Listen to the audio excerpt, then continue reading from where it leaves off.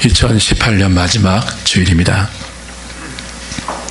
1년의 끝자락이 되면 저마다 살아온 한 해를 돌아보고 자신을 점검하죠. 그리고 마음을 정리합니다. 한 해를 돌아볼 때 여러 가지 관점으로 돌아볼 수 있습니다. 어떤 사람은 한 해 동안 자신의 재산이 얼마나 늘었나 그 관점으로 자신의 1년을 돌아보겠죠. 어떤 사람은 건강의 관점으로 혹은 관계, 어떤 사람은 학업의 성취도로 자신의 한 해를 돌아볼 것입니다. 또 어떤 분들은 연초에 세운 목표의 달성 여부, 직장에서 승진했는지, 사업과 장사의 전망 등으로 각기 자신의 한 해를 돌아볼 것입니다. 그리스도인은 한 해를 어떻게 돌아보아야 할까요? 성도들에게는 이런 믿음이 있습니다. 우리가 한 해 동안 이런 일, 저런 일, 잘한 일, 못한 일, 모든 그 시간들을 살아왔지만 그 모든 우리의 한 해의 걸음걸음이 모두 선하신 하나님의 섭리 그리고 손길 아래에서 허락된 걸음이며, 그렇기 때문에 주의 백성들에게는 한순간도 헛되거나 어리석은 시간이 없었다는 믿음이 있습니다. 잘하고 못하고를 떠나서 우리의 존재 자체가, 우리의 생애 자체가 선하신 하나님의 손 아래에 있다는 믿음을 그리스도인들은 갖고 있어요. 조금 잘했다 싶은 순간도 모자라서 하나님 앞에 한없이 송구스러운 시간들도, 다시는 반복하고 싶지 않는 처절한 실패의 순간들도 돌아보면 모두 의미가 있으며, 그렇기 때문에 우리는 모든 지나온 날들을 감사해야 합니다. 실패도, 성공도, 못난 부분도, 잘난 부분도 감사할 따름이죠. 주의 백성들에게 허락된 생애, 살아온 한 해의 의미는 뭘까요? 살아갈 남은 생애의 의미도 뭘까요? 오늘 함께 읽은 두 성경의 구절을 근거로 해서 우리의 지난 한 해, 또 살아가야 할 우리의 남은 생애의 의미들을 생각해 보려고 합니다. 먼저 신명기 28장을 사실은 전부 다 읽어야 되는데요, 시간상 다 읽지 못했습니다. 1절부터 14절은 우리가 6절까지만 읽었지만 1절부터 14절은 하나님 말씀에 순종하면 복을 주신다는 약속이에요. 15절부터 마지막 68절까지는 우리가 19절까지만 읽었지만요, 정반대로 불순종하면 저주를 받는다는 긴 경고입니다. 모세를 통한 이 하나님 말씀이 언제 주어지죠? 가나안 땅을 목전에 두고 주어집니다. 너희들이 앞으로 이 땅에 들어가서 살 때 나의 이 약속을 기억해야 한다는 의미이죠. 순종하면, 내 말씀에 순종하면 뭘 받고요?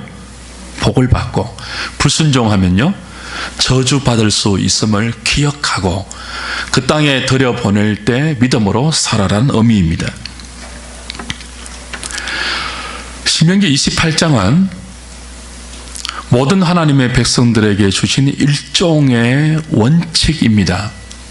하나님의 약속과 경고가 동시에 주어진 일종의 뭐라고요? 원칙이에요. 사실 구약의 모든 역사서 그리고 선지서는 이 신명기 28장의 원칙을 근거로 역사를 해석한 역사 해석이죠. 하나님은 하나님 백성들에게만 이런 모종의 원칙을 주신 것이 아니고요, 이 땅에 살아가는 모든 인생들에게 하나의 원칙을 마음에 심어주셨습니다. 그 원칙이 뭘까요? 선하게 살면 상 받고 악하게 살면 벌 받는다는 권선징악의 원리죠. 권선징악. 발음이 잘 안 되는데요. 하나님은 이 원칙을 통해서 믿음과 선을 장려하시고 불신과 악을 억제하시면서 인생을 통치하시고 세상을 다스리십니다. 무질서하게 임의적으로 적극적으로 세상을 통치하는 게 아니고 일종의 원칙을 부여하셔서 그 원칙을 시행하시면서 다스리십니다. 그런데 우리가 경험하는 눈앞의 현실은 어떻습니까? 이 하나님께서 허락하신 원칙이 잘 지켜지던가요? 착하게 살면 상 받고 악하게 살면 벌 받는 이 원칙, 믿음의 세계 안으로 들어오면 순종하면 복 받고 불순종하면 저주 받는다는 이 원칙이 잘 시행되는 것처럼 보입니까? 우리가 잘 나갈 때, 소위 잘 나가는 사람들은 이 원칙이 잘 지켜진다고 생각할 수 있겠죠. 그러나 많은 경우 우리의 현실은 오히려 하나님께서 허락하신 이 약속과 원칙이 잘 시행되지 않으며 잘 지켜지지 않는다고 생각될 때가 많습니다. 우리는 믿음으로 살아도 고난받는 성도들을 봅니다. 선하게 살고 착하게 살아도 어려움을 당하는 세상 사람들을 봅니다. 반대로 악하게 살아도 득세하는 모습들을 보곤 합니다. 그래서 우리에게는 질문이 생깁니다. 물음이 생겨요. 하나님이 계신다면, 그리고 하나님께서 이 원칙을 우리에게 주셨다면 과연 하나님은 이 원칙대로 세상을 다스리고 있는가? 지금도 하나님이 세우신 이 원칙은 우리의 삶에 유효한 약속과 경고인가? 소위 하나님의 정의에 대한 토론, 하나님의 정의에 대한 질문, 신정론이 인생 가운데, 우리의 신앙 여정 가운데 발생됩니다. 여기에 대한 답이 뭘까요? 하나님께서 과연 이 세상을 오늘도 이 원칙대로 다스리고 계실까요? 답이 뭡니까? 다스리십니다. 하나님 원칙을 세우시고 주시고 나서 그 원칙을 무너뜨리는 무질서한 분이 아닙니다. 여전히 오늘도 살아계셔서 신실하게 인생 가운데 세우신 하나님의 원칙을 수행하고 계시며 그 원칙대로 역사를 주관하고 계십니다. 그런데 왜 현실이 이렇죠? 그 원칙을 수행하는 하나님이 기계적인 분이 아니어서 그래요. 하나님은 컴퓨터가 아닙니다. 원칙을 입력시켜 놓고 그 원칙에 벗어나는 그리고 그 원칙에 부합하는 모든 경우를 컴퓨터처럼 연산 처리해서 인생의 현실 가운데 딱딱 내어놓는 그런 분이 아니죠. 하나님은 인격자이십니다. 지정의를 갖고 계시는 살아계신 인격자이죠. 무엇보다도 하나님은 이 원칙 안에서 살아가야 할 우리의 수준과 우리의 체질을 아십니다. 저는 학부에서 공학을 전공했습니다. 그런데 집에서 형광등이 나가면 어떻게 해야 하는지 모릅니다. 형광등이 나가면 제 아내가 갈아 끼웁니다. 공학을 전공했는데 형광등 하나 못 갈아 끼우는 게 제 수준입니다. 이게 접니다. 여러분, 인생이 그렇게 말처럼 단순하거나 쉽지 않습니다. 살면서 늘 경험하셨죠? 이런 우리의 수준을 하나님께서 아십니다.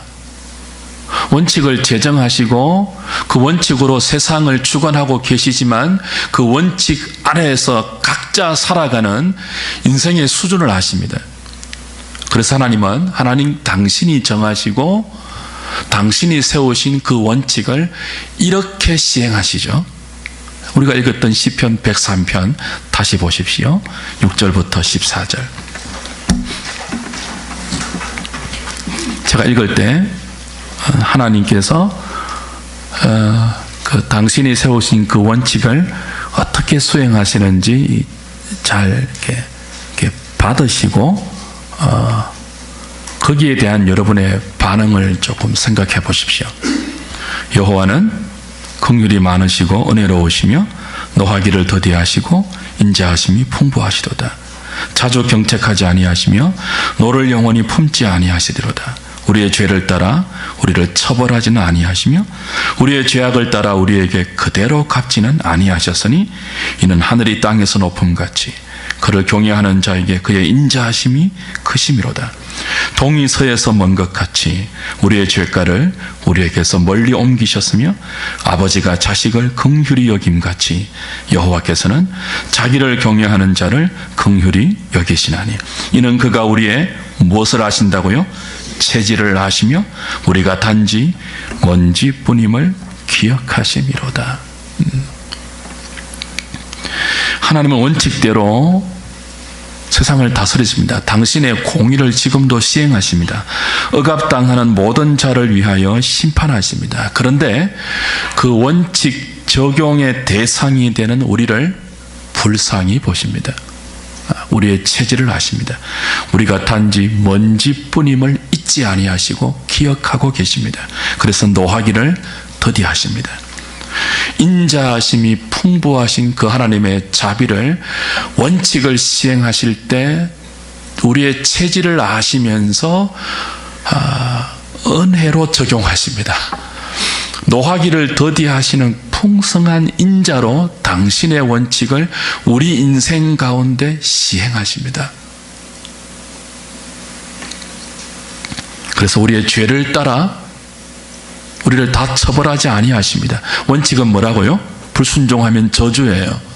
악하게 살면 뭐예요? 벌 받아요. 하나님의 원칙이라고요. 그런데 우리의 죄가를 따라 다 우리를 처벌하거나 갚지 아니하십니다. 왜요? 그 원칙을 시행하시는 하나님께서 은혜로우시고 노하기를 더디하시고 인자가 풍성하셔서 우리의 체질을 아시는, 우리가 단지 티끌이고 먼지뿐임을 기억하시는 하나님이기 때문이죠. 인격자이기 때문입니다. 아멘이 나와야 되는데요. 이런 부분은 원칙대로 여러분의 삶을 적용했다면 여기 앉아있을 분은 아무도 없잖아요.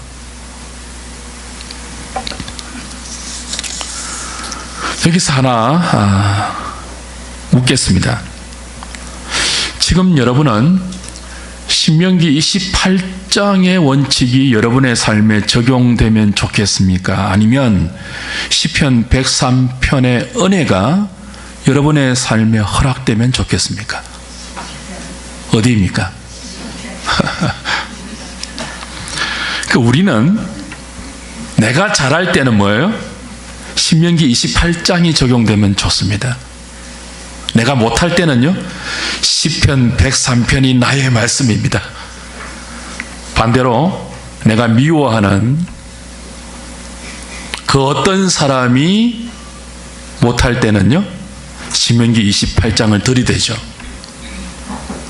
내가 못하는 그 어떤 사람이 잘 살 때는요, 시편 103편을 인용하고 싶어요.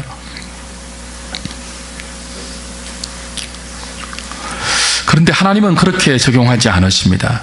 나뿐 아니고 모든 인생에게 긍휼을 베푸십니다.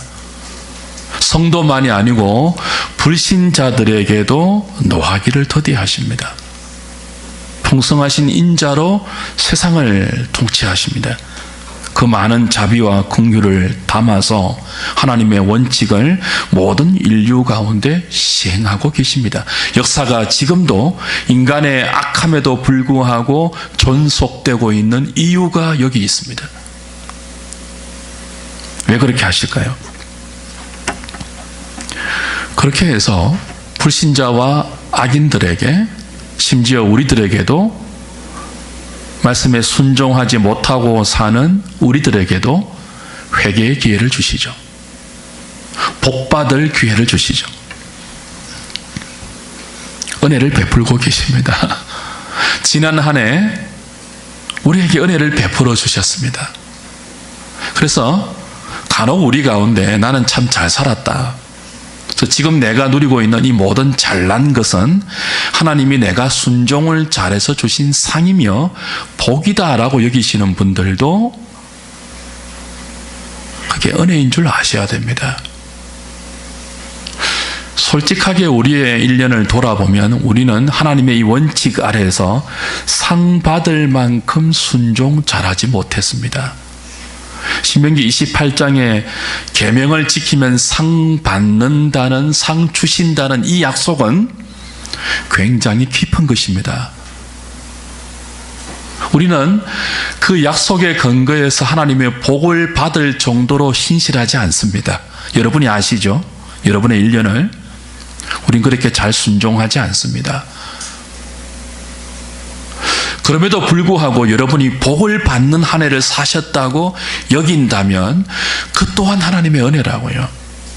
복 받을 만큼 신실하지 못했음에도 불구하고, 상 줄 만큼 순종을 잘하지 못했음에도 불구하고 이런 우리들을 격려하시고 등을 떠밀어 주기 위해서 허락하신 은혜이죠. 내가 잘나서 그런 것 아닙니다.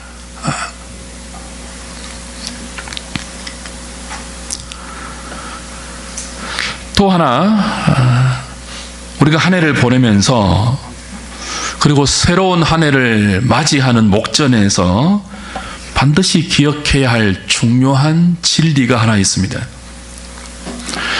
현실에서 우리가 늘 물음을 던지는 그 지점이 어디죠? 내가 잘 살았음에도 불구하고, 그렇죠? 선하게 살고 어렵게 살고 정직하게 살았음에도 불구하고 그 정직함에 대한 보상이 우리 기대만큼 미치지 못할 때, 나아가 그렇게 살았음에도 불구하고 어려움과 고난이 닥칠 때 우리 인생에 질문이 발생하죠. 왜? 그렇지 않습니까? 그 질문에 대한 답을 여러분이 신앙적으로 정리하고 계셔야 돼요.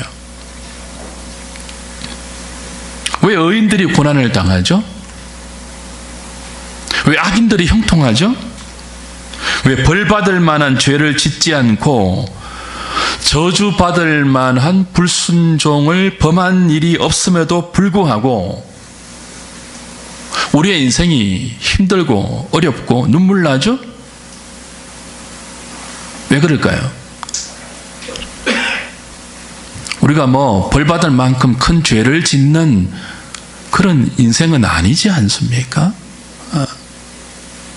그럼에도 불구하고 신자의 삶에 이렇게 자주 고난이 허락되는 이유는 분명히 있습니다. 그건 저와 여러분의 존재가, 하나님의 백성된 이 인생이라는 존재가 단지 순종해서 복을 받고 상을 받고, 혹은 벌이 무서워서 그 벌을 피하기 위해서 하나님 말씀에 순종하는 그 정도의 수준으로 부름받은 존재가 아니라는 점이죠. 우리는 잘하면 상, 못하면 벌이라는 범주의 수준에서 만족하고 그 원칙으로 우리의 1년을 돌아보고 새로운 한 해를 맞이할 존재가 아닙니다. 그걸 가르치기 위해서 하나님은 때때로 우리가 이해하기 힘든 현실의 딜레마를 허락하십니다. 왜 이렇지? 그걸 보여주는 대표적인 성경이 욥기이죠. 제가 60이 되면 욥기를 강의하려고 합니다. 아직은 그 욥기에 담긴 하나님의 신비한 구원의 경륜, 그 원칙을 넘어서 하나님의 은혜로 세상을 다스리며 한 인생을 그 통치해 가신 하나님의 신비로운 지혜를 다 아직은 깨달아 알 자신이 없기 때문에 욥기를 건드리지 못하는데, 제 나이 60이 되면 한번 해보려고 해요. 근데 그 퍼즐의 조각처럼 그 하나님의 섭리가 이렇게 하나씩 깨달아질 때는 있습니다. 그걸 가지고 한번 우리의 딜레마를, 우리의 수많은 인생의 질문에 대한 답을 한 해를 보내는 우리의 관점으로 제시해 보려고 해요. 욥은 동방의 의인입니다. 인생의 수준으로 볼 때 흠없는 사람이에요. 사탄 앞에서도 하나님이 자랑했던 믿음의 인물입니다. 그런데 그런 그가 엄청난 고난을 겪죠. 상상할 수 없는 고통의 터널을 통과합니다. 왜 그럴까요? 여러분, 욥이 의인인데, 동방의 믿음의 사람인데, 흠이 없는 인생인데 왜 하나님의 원칙을 벗어난 고난을 경험할까요? 욥기 1장 가보십시오. 8절부터 12절. 시편 다음에 욥기입니다.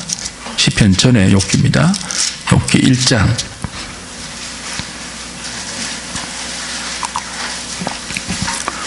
8절부터 12절까지 보겠습니다. 여호와께서 사탄에게 이르시되 내가 어디서 왔느냐? 내가 내 종 욥을 주의하여 보았느냐? 그와 같이 온전하고 정직하여 하나님을 경외하며 악에서 떠난 자는 세상에 없느니라. 사탄 앞에서 하나님이 욥을 칭찬해요. 그때 사탄이 도전하죠. 이렇게 도전하죠. 사탄이 여호와께 대답하여 이르되 욥이 어찌 까닭 없이 하나님을 경외하리이까? 주께서 그와 그의 집과 그의 모든 소유물을 울타리로 두르심 때문이 아니니이까? 주께서 그의 손으로 하는 바를 복되게 하사 그의 소유물이 땅에 넘치게 하셨음이니이다. 이제 주의 손을 펴서 그의 모든 소유물을 치소서. 그리하시면 틀림없이 주를 향하여 욕하지 않겠나이까? 여호와께서 사탄에게 이르시되 내가 그의 소유물을 다 내 손에 맡기노라. 다만 그의 몸에는 내 손을 대지 말지니라. 사탄이 곧 여호와 앞에서 물러가니라. 자, 사탄이 하나님께 이렇게 도전합니다. 욥이 왜 하나님을 경외하겠습니까? 하나님이 복을 주셔서 그런 것 아닙니까? 하나님의 원칙을 깨트리면 사탄이 하나님을 경외하지 않을, 욥이 하나님을 경외하지 않을 것입니다. 믿음의 자리에서 떠날 것입니다. 하나님이 복 주신 그 모든 복을 한번 걷어가 보십시오. 그때도 욥이 하나님을 경외하는지 자신이 있었습니까? 이렇게 도발했습니다. 그래서 이 사탄의 도발에 하나님께서 어떻게 반응하신다고요? 아니다. 내 종 욥은 까닭 때문에 그 원칙이 시행되어서 복을 받아서 나를 잘 경외하는 그 정도의 수준이 아니다. 그래, 니 한번 손대봐라. 그 모든 조건과 까닭이 없어도 여전히 내 종 욥일 것이다. 이제 그래서 허락되는 것이 욥 자신도 이해할 수 없는 고난입니다. 이것 때문에 하나님께서 하나님의 원칙을 넘어서는 욥의 고통을 허락하시죠.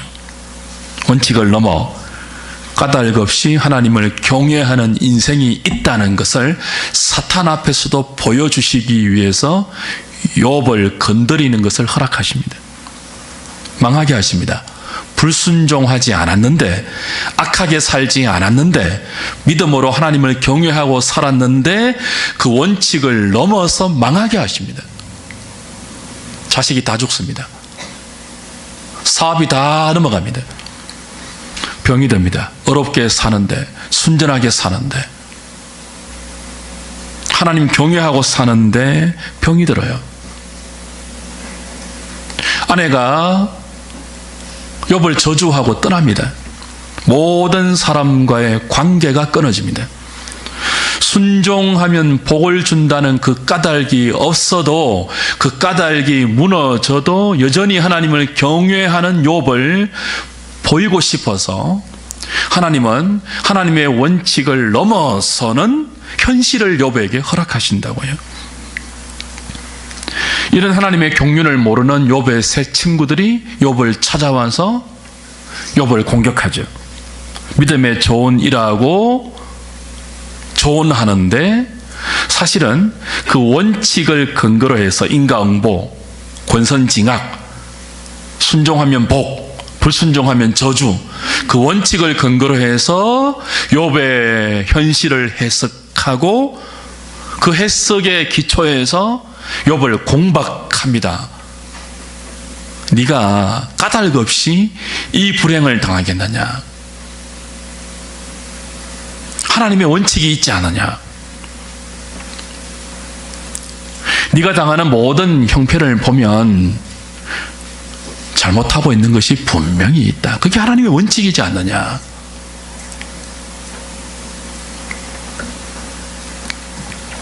하나님은 순종하면 복을 주시는 분이고 불순종하면 저주를 주시는 분인데 네가 뭔가 죄를 짓지 않는 이상 왜 이런 저주를 허락하시겠느냐? 신실하신 하나님이 네가 죄가 없다면 어떻게 이런 일을 허락하실 수 있겠느냐? 그러니 네 죄가 있는 것이 분명하고 잘못한 게 있는 것이 분명하니까 회개하고 돌이키라. 그렇게 조언했습니다. 욥의 세 친구들의 충고는 사실 원칙적으로 보면 다 뭐한 말입니까? 맞는 말이에요.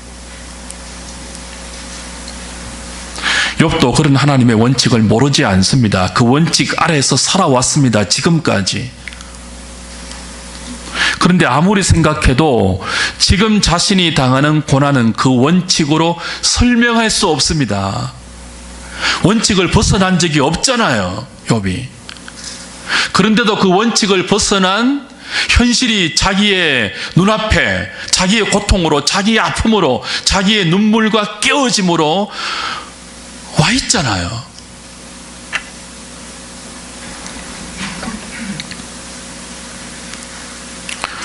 욥은 자기 자신이 왜 이런 고통을 저주라고 밖에는 생각할 수 없는 이런 아픔을 겪어야 하는지 아무리 생각해도 이유를 알 수 없어요. 그래서 친구들에게 대답하죠.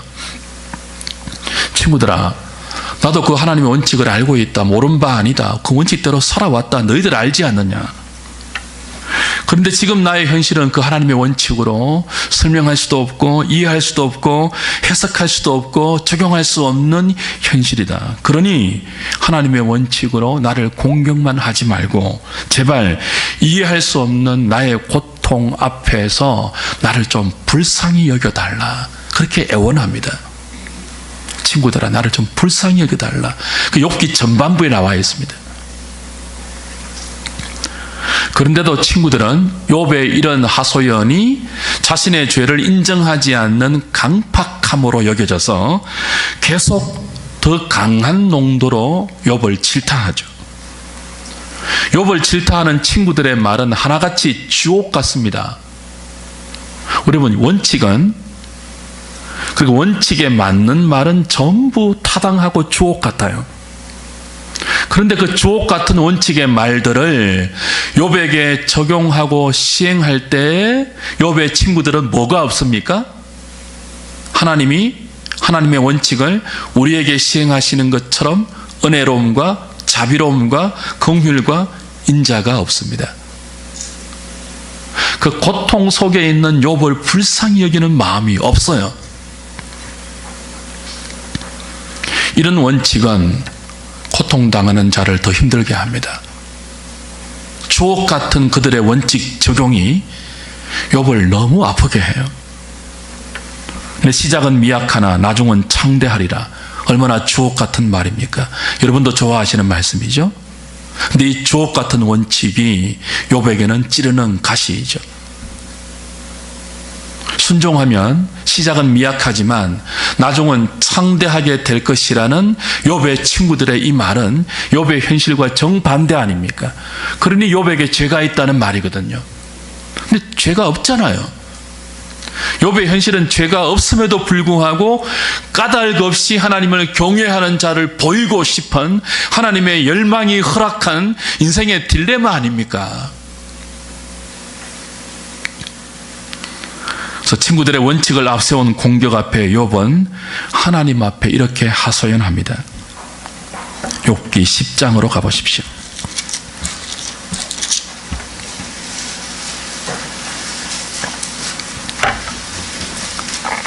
7절부터 13절입니다. 욥기에 나오는 모든 그 욥의 원망, 불평, 하나님 앞에 하소연하는 이 모든 것들은요, 사탄의 그 주장처럼 하나님을 경외하는 자리에서 떠나서 나온 결과가 아니고 이해할 수 없는 현실 앞에서도 차마 하나님을 경외하는 그 믿음의 자리를 떠날 수 없어서 그 믿음의 자리를 지켜내기 위한 욥의 몸부림이 뭐예요? 하소연이에요. 하나님 앞에. 그리고 이것이 욥의 사실은 원망이에요. 10장 7절 보십시오. 7절부터 그 1절에 10장 1절에 보면 이렇게 말하죠. 내 영혼이 살기에 곤비하니 내 불평을 토로하고 내 마음이 괴로운 대로 말하리라. 내가 하나님께 아뢰오니. 하나님께 아뢰는 거예요. 불평하고 원망을 토로하지만 그 이해할 수 없는 고통 속에서 그래도 욥은 하나님께 기도하는 자리를 떠나지 않아요. 기도하면서 불평하고 원망하고 하소연하면서 믿음의 자리를 지켜내고 있는 거죠. 눈물겨운 몸부림입니다. 그 몸부림으로 7절에 주께서는 내가 악하지 않은 줄을 아십니다. 주의 손에서 나를 벗어나게 할 자도 없나이다. 주의 손으로 나를 빚으셨으며 만드셨는데 이제 나를 멸하시나이다. 기억하옵소서. 주께서 내 몸 지으시기를 흙을 뭉치듯 하셨거늘 다시 나를 티끌로 돌려보내려 하시나이까. 주께서 나를 젖과 같이 쏟으셨으며 엉긴 젖처럼 엉기게 하지 아니하셨나이까. 주님이 나를 만들지 않았습니까? 그런 뜻입니다. 그러한데 10절 피부와 살을 내게 입히시며 뼈와 힘줄로 나를 엮으시고 생명과 은혜를 내게 주시고 나를 보살피심으로 내 영을 지키셨나이다. 그러한데 주께서 이것들을 마음에 품으셨나이다. 이 뜻이 주께 있는 줄을 내가 아나이다. 무슨 뜻이죠? 하나님, 원래 나는 티끌이지 않았습니까? 나는 원래 인생이 아니지 않았습니까? 근데 티끌에 불과한 나를, 진흙에 불과한 나를 하나님이 빚으셔서 생기를 불어 넣으셨고 뼈와 힘줄과 근육을 입히시고 살아있는 생명으로 하나님의 사람으로 하나님이 만들지 않았습니까? 하나님께서 티끌에 불과한 나를 만드셨을 때는 잘하면 상 주시고 못하면 벌 받는 수준으로 만드셨습니까? 잘 모르지만 그건 아니지 않습니까? 그런 하소연이에요. 주께서도 내가 죄가 없는 줄을 아시지 않습니까? 그런데 이런 고통이 있는 것은 왜이죠? 내 인생이 잘하면 상, 못하면 벌이라는 그 범주에 머물러 있지 않는 것은 이해하겠는데 현실은 이해가 안 되니까 이런 하소연을 하는 거예요. 사랑하는 여러분, 성도의 삶이 농도는 다를지라도 욥과 같습니다. 그렇죠? 원칙을 세우신 하나님께서 왜 욥과 성도들을 그때그때 잘하면 상 주시고 못하면 벌 주시는 그런 방식으로 이끌어가지 않을까요? 그러면 격려도 잘 받고 경고도 잘 받아서 악에 빠지지 않고 을을 향하여 더 진일보할 수 있을 것인데 왜 그렇게 하지 않고 욥처럼 우리를 인도하실까요? 우리가 잘하면 상, 못하면 벌이라는 범주에 머물러 있을 수준이 아니기 때문에 그래요. 하나님이 우리에게 기대하시는 인생의 존재 의미가 뭐예요? 욥에게 기대하시는 것과 똑같습니다. 뭐죠? 조건 없이, 까닭 없이. 까닭 없이 나를 경외하는, 조건이 없어도 그 원칙이 무너져도 그 잘하면 상, 못하면 벌, 더 나아가서 잘해도 벌 받는 자리인 욥의 자리에 가서도 뭐예요? 하나님을 경외하고 여전히 하나님을 사랑하는 그와 같은 인생으로 우리를 흙에서 빚으셨다고요. 그걸 알고 그 자리에 우리를 세우기 위해서 때로 우리는 욥처럼 우리의 한 해가 인도받습니다. 그걸 여러분이 정리하시고 이해하지 못하면 이 수많은 인생의 딜레마 앞에서, 수없이 생기는 인생의 질문 앞에서 제대로 우리의 인생을 해석하지 못하는 거죠. 그래서 감사를 놓쳐버릴 수 있는 거죠. 우리에게 허락된 가장 큰 영광이 뭡니까? 까닭이 없어도, 원칙이 무너져도 여전히 하나님을 사랑하는 그 자리에 머물러 있는 것입니다. 성도의 가장 큰 명예이며 신앙의 보상은 잘하면 상 정도가 아니고 뭐예요? 그걸 뛰어넘는, 그럼에도 불구하고 하나님을 사랑하는 그 자리에서 우리의 영광을 사탄 앞에서도 보이는 것입니다.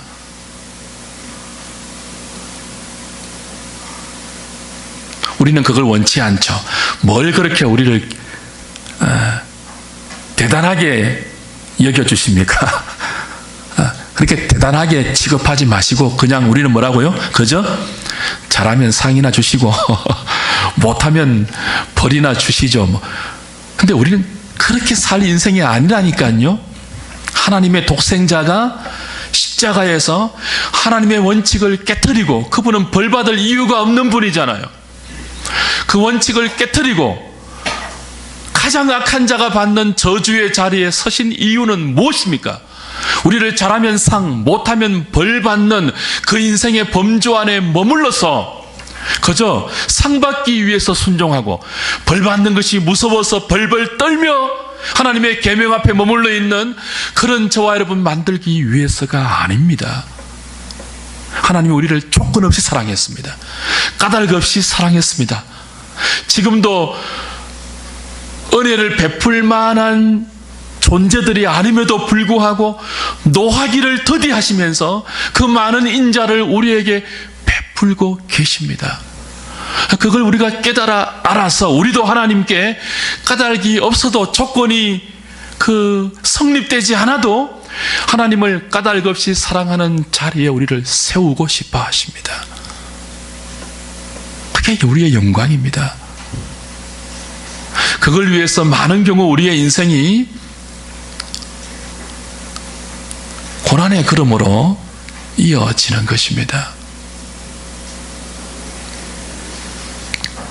그래서 욥기는 이렇게 이어집니다.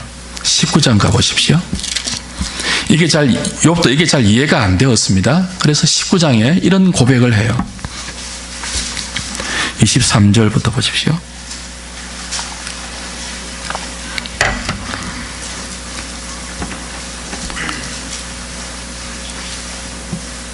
21절부터 볼게요. 구약성경 780페이지 욥기 19장 21절. 나의 친구야, 너희는 나를 불쌍히 여겨다오. 나를 불쌍히 여겨다오. 하나님의 손이 나를 치셨구나. 너희가 어찌하여 하나님처럼 나를 박해하느냐? 내 살로도 부족하냐? 나의 말이 곧 기록되었으면, 책에 씌어졌으면, 철필과 납으로 영원히 돌에 새겨졌으면 좋겠노라. 내가 알기에는 나의 대속자가 살아계시니, 아직도 욥은 나의 대속자가 살아계심을 믿고 있고 그를 경외하는 자리에서 떠나지 않고 있습니다. 나의 대속자가 살아계시니 마침내 그가 땅 위에 서실 것이라. 그 다음 26절 같이 보겠습니다. 시작. 내 가죽이 벗김을 당한 뒤에도 내가 육체 밖에서 하나님을 보리라. 내 가죽이 벗겨진 뒤에도 내가 육체 밖에서 하나님을 보겠대요. 지금 욥이 어렴풋이 이 자리까지 끌려와 있습니다. 처음에는 완전히 이해를 못했고요. 왜 자신이 고난을 받는지, 그렇게 믿음으로 살았음에도 불구하고 왜 이런 고통을 받는지 완전히 이해를 못했습니다. 친구와의 공박을 통해서 여기까지 욥이 밀려온 거예요. 어떤 자리죠? 내가 지금 하나님의 원칙을 넘어서는 현실의 고통을 경험하고 있는데, 그 고통을 통해서 나라는 존재가 흙에서 지연받아 잘하면 상, 못하면 벌이라는 범주 안에 머물러 있을 존재는 아닌 것은 알겠는데, 그래도 왜 이런 고난이 끊임없이 나에게 이어지는지 아직은 더 답을 모르기 때문에 그 답을 어디에서 찾으려고 합니까? 내 가죽이 벗겨진 뒤 내가 육체 밖에서 하나님을 볼 그때에. 이해되십니까? 이 부활신앙입니다만 단순한 부활신앙 정도가 아니고, 오늘 여기서 답을 얻지 못하는 하나님의 원칙을 벗어난 나의 현실을 어디에서 한번 보겠다는 거예요? 내 육체 밖에서 하나님을 배울 때 낯설지 않는 그 하나님을 통해서 확인하겠다는 거예요. 욥은 비로소 자기도 잘 모르는 사이에 이 세상의 눈에 보이는 복이, 이 세상의 인생의 철학과 경험과 이성으로 다 정리할 수 없는 이 인생의 해답이 여기서 다 정리가 안 돼도 육체 밖에서, 이 세상을 넘어서서 장차 다가오는 그 세상에서 잘하면 상, 못하면 벌이라는 범주를 벗어난, 그 원칙을 벗어난 그 세상에서 얻고 싶다는 소원이죠.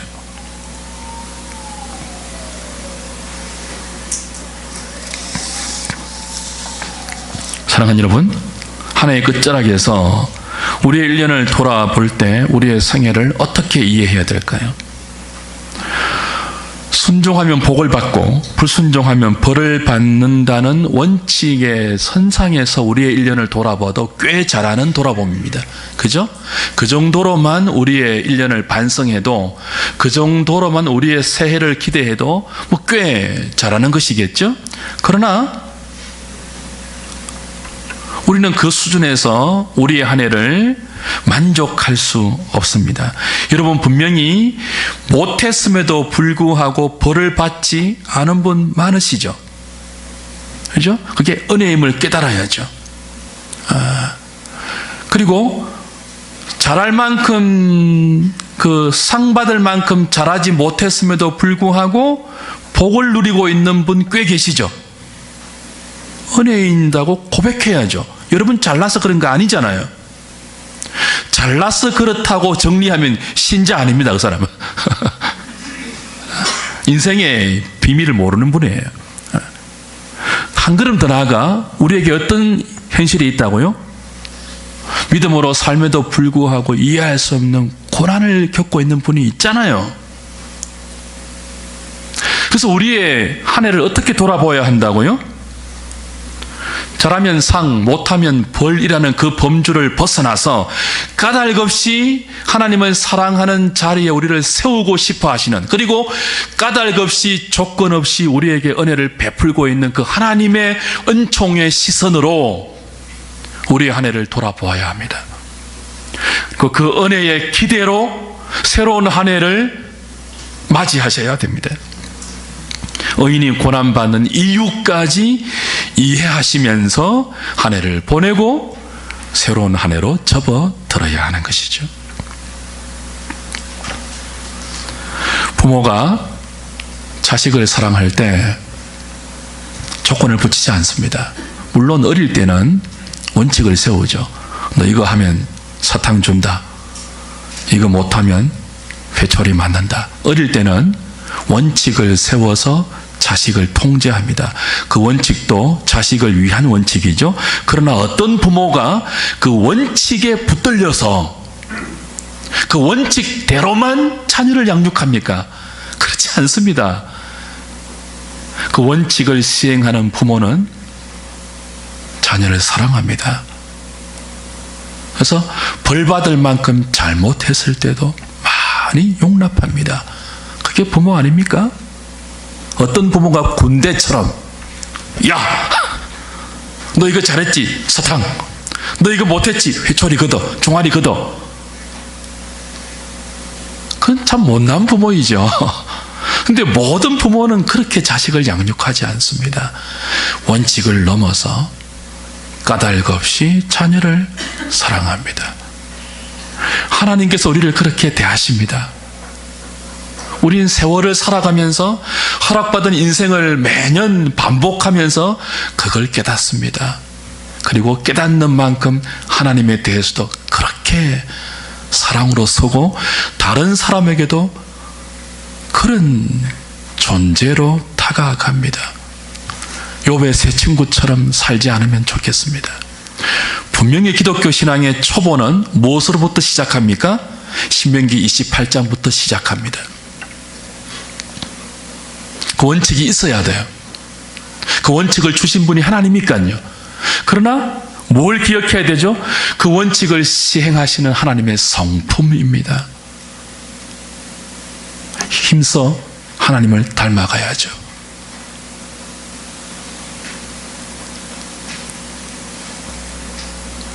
우리의 인생을, 우리의 일련을 원칙대로만 해석하지 마십시오. 우리 자신도 그렇고 다른 사람도 그렇습니다. 교회 공동체도 그렇습니다. 원칙대로만 해석하시고 적용하려고 하면 찬바람이 생생 불고 공격과 정죄와 판단과 잘했다는 교만과 잘남과 어스댐밖에 남는 게 없습니다. 원칙을 시행하시는 은혜로우신 하나님, 그 하나님을 닮아 있는 우리이기 때문에 내가 내 자신을 대할 때도 그렇게 대해야 합니다. 너무 잘했어도 교만하지 않고 너무 못나서도 좌절하지 않고 결산하십시오. 다른 사람도 그렇게 보세요. 원칙대로 보시지 마시고 그 원칙을 시행하되 자비와 긍휼과 인자를 갖고 다른 사람을 대하십시오. 그래서 보기 싫은 사람도 또 참아내시고 내년에도 또 받아내시겠다고 결심하시고 한 해를 정리해야 합니다.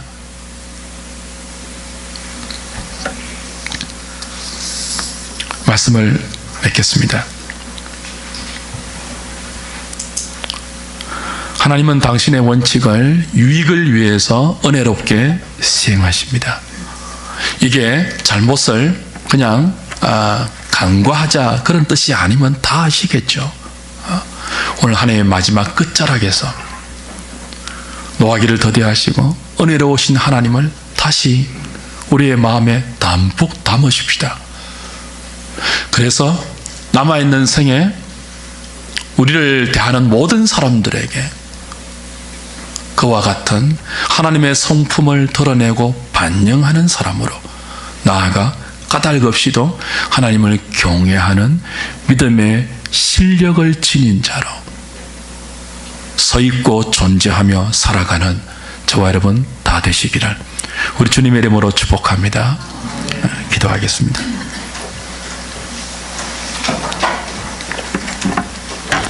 한 해를 믿음으로 살아오게 하신 것 감사합니다. 벌받아 마땅한 잘못이 있음에도 불구하고 저주와 벌을 내리지 아니하시는 노하기를 더디하신 하나님께 감사를 드립니다. 상 받을 만큼 잘하지 못했음에도 불구하고 은혜를 베푸셔서 상을 주시고 복을 주시니 또한 감사합니다. 하나님, 그러나 우리의 한 해 동안에 이해하지 못할 고난이 있었음을 또한 내어놓으면서 그 고난의 이유를 이제 성경적으로 정리하고 까닭 없이 하나님을 사랑하는 자리로 우리를 부르고 있는 조건과 원칙을 넘어서 우리를 사랑하시는 하나님의 사랑을 대하고 그 사랑 앞에 항복하여 이유를 알 수 없는 우리의 고난 앞에서도 하나님께 감사하는 자로 한 해를 마무리하려 합니다. 우리에게 은혜를 베푸시고 하나님의 사랑에 넘치는 그런 마음이 되어서 모든 것들을 감사함으로 정리하고 받아들이고 그래서 겸손함과 하나님의 사랑에 감격된 그 마음으로 새로운 한 해를 맞이할 수 있는 우리 모든 하누리 식구들 되게 하여 주시옵소서. 예수님 이름으로 기도하옵나이다. 아멘.